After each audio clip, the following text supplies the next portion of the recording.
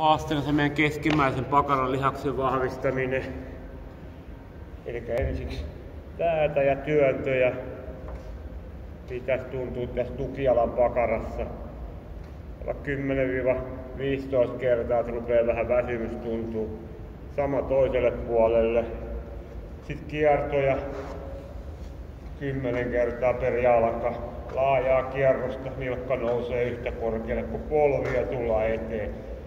Ja sama toisella jalalla.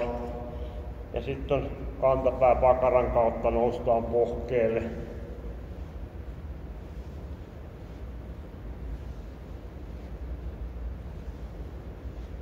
Ja sitä myös 10 kertaa per jalka. Ja sitten on ihan pakaran aktivointi. Eli mennään tänne ja täältä tehdään pakaralla kääntöjä.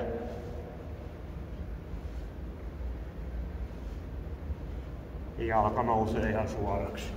Vähän huono näyttö, mutta ehkä siitä sai selvää.